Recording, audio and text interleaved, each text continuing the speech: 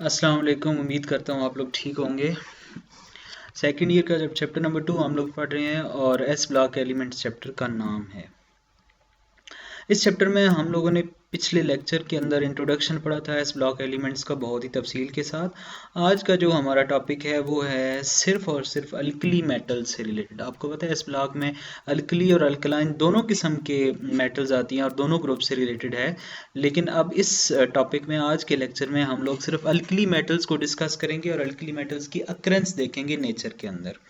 ठीक है जी। Alkali metals क्या है आपको पता है, लिथियम है, सोडियम है, पोटाशियम, रुबीडियम, सीजियम, फ्रांशियम, ये एलिमेंट्स हैं इस ब्लॉक में। और इनके ऊपर हम हाइड्रोजन को भी रखते हैं, लेकिन हाइड्रोजन जो है वो चूँकि मेटल नहीं है, वो अल्कली मेटल्स के साथ कुछ प्रॉपर्टीज़ रिजेंबल करती हैं उसकी, इसलिए हम सिर्फ उसको इस ग्रुप के ऊपर रख देते हैं, यानी उसको पीरियोडिक टेबल के ऊपर जो जगह दी गई है। ठीक है जी।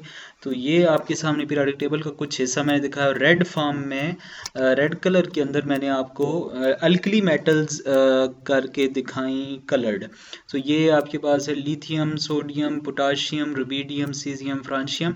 तो ये आपके पास 6 अल्कली मेटल्स हैं जी। इनके ऊपर हाइड्रोजन आपको नज़र आ रहा होगा पड़ी हुई है। हाइड्रोजन इस ग्रुप का हिस्सा नहीं है, लेकिन इस हाइड्रोजन की पोजीशन फर्स्ट ए ग्रुप के ऊपर है। तो जो अल्कली मेटल्स हैं ये बहुत ज़्यादा रिएक्टिव हैं, दे आर हाईली रिएक्टिव, और ये अनस्टेबल होती हैं इन सिंगल फॉर्म। इसी वजह से ये ज़्यादातर मिनरल्स की फॉर्म में पाई जाती हैं। ठीक है जी। तो चूँकि हम अक्रेंस देख रहे हैं इनकी, तो ये बात बहुत ही ज़रूरी बात है कि ये अल्कली मेटल्स जो हैं वो अनस्टेबल हैं। तो फिर क्या करेंगी, दूसरी मेटल्स के साथ ज़ाहिर है मिनरल्स की फॉर्म में पाई जाएंगी ज़्यादातर। और जैसे सोडियम की बात करें तो सोडियम बहुत सारे साल्ट्स की फॉर्म में पाया जाता है। जैसे अभी आपको मैं एक दो साल्ट्स की पिक्चर्स भी दिखा देता हूँ। तो सोडियम के जो फॉर्मेशन या सोडियम की अक्रेंस है उसको देखें तो आपके पास दो किस्म के साल्ट आते हैं। सोडियम क्लोराइड जिसको आप टेबल साल्ट, हेलाइट बोलते हैं, खाने का नमक जिसको बोलते हैं, उसको भी हम बोलते हैं कि वो सोडियम का एक साल्ट है। सोडियम की एक मिनरल है जो क्लोरीन के साथ मिलकर सोडियम बनाती है।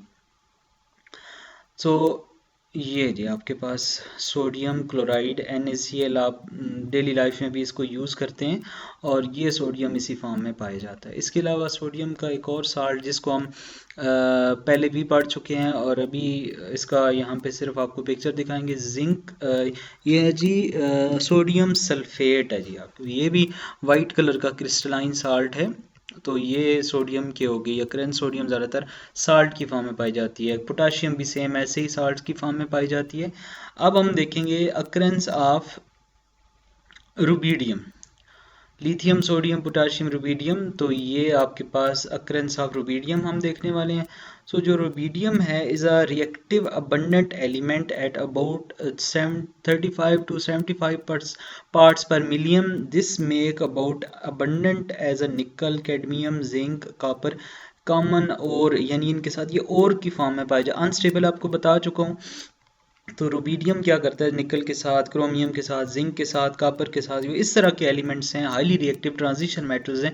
ये उनके साथ ज़्यादातर पोल्यूटेंट बनाने के लिए रुबीडियम जो है ये ज़्यादातर पाया जाता है, उनके साथ बना के रहता है ओर्स की फॉर्म में। ठीक है जी।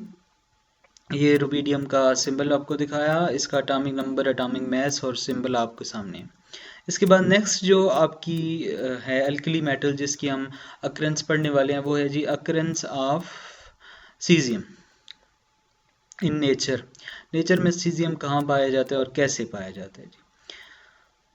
तो जो आपकी है जी caesium metal, caesium occurs in a small quantities in a number of minerals. ठीक है जी, इंपॉर्टेंट बात है इसकी। और ये often found in the lithium, यानी लिपॉइड्स की फॉर्म में ये मिनरल्स बना के रहती है, containing the largest and fraction of the sodium पोलूसाइट।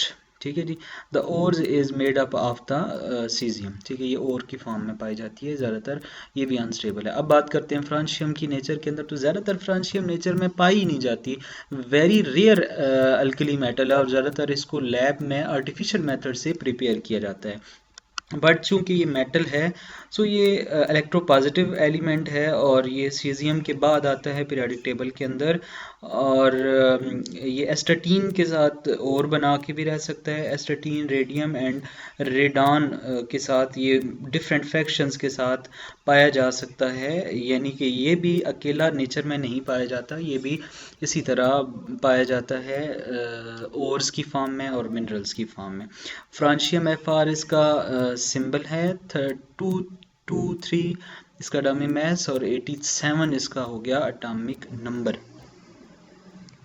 आगे चलते हैं जी, position of alkali metals in periodic table देखते हैं। पीरियोडिक टेबल में ये हम इसकी पोजीशन को पहले डिस्कस भी कर चुके हैं और दिखा भी चुका हूँ कि ये फर्स्ट ए ग्रुप में पाए जाने वाले एलिमेंट्स हैं। बट दोबारा से हम चूँकि टॉपिक से रिलेटेड बात कर रहे हैं तो इस टॉपिक में ये शॉर्ट क्वेश्चन बन सकता है कि ये आपके सामने एक ब्लैंक पीरियोडिक टेबल मैंने आपको दिखाया है, ये ब्लैंक पीरियोडिक टेबल है और इस पीरियोडिक टेबल में जो ग्रीन पोर्शन आपको नजर आया फर्स्ट ग्रुप में, आप देख सकते हैं हाइड्रोजन की जगह को भी वाइट रखा गया है। ये अल्कली मेटल की पीरियोडिक टेबल में पोजीशन है। जैसे कि अभी मैंने एक ब्लैंक पीरियोडिक टेबल आपको दिखाया, अभी मैं एक फिल्ड पीरियोडिक टेबल आपको दिखाता हूँ जिसमें तमाम एलिमेंट्स के सिंबल और फार्मूले लिखे होंगे। सो आप उनमें अल्कली मेटल्स को भी जज कर सकते हैं और वो भी आपको नजर आएंगे। तो ये आपके पास पीरियोडिक टेबल है ग्रीन फॉर्म में। ग्रुप 1 जो आपका फर्स्ट एक ग्रुप है उसको देखें, lithium, sodium, potassium, rubidium, caesium, francium. So ये आपका पीरियोडिक टेबल हो गया जिसमें हमने सारे एलिमेंट्स की पोजीशन, सबकी रिएक्टिविटी और सबकी अकरेंस नेचर में सिंबल्स के साथ पढ़ी। आगे इनकी कुछ प्रॉपर्टीज़ हैं। Atomic radius top to bottom बढ़ रहा है, इंक्रीज हो रही है रिएक्टिविटी इनकी, इलेक्ट्रोपॉजिटिव कैरेक्टर बढ़ रहा है और इलेक्ट्रॉन्स निकालने की जो पावर है वो भी बढ़ रही है ऊपर से नीचे। और बॉइलिंग पॉइंट, चूंकि इलेक्ट्रॉन रिलीज करके एटम सॉफ्ट हो रहा है, एटम के आउटरमोस्ट शेल से इलेक्ट्रॉन निकल रहे हैं, टॉप टू बॉटम जो बॉइलिंग पॉइंट, मेल्टिंग पॉइंट है वो डिक्रीज हो रहा है। तो ये इनकी कुछ प्रॉपर्टीज़ थी, ठीक है। Hopefully you are understanding all and each and every concept. आप अपने इस तमाम क्वेश्चंस को कमेंट सेक्शन में पूछ सकते हैं। I am always here for you and thank you so much.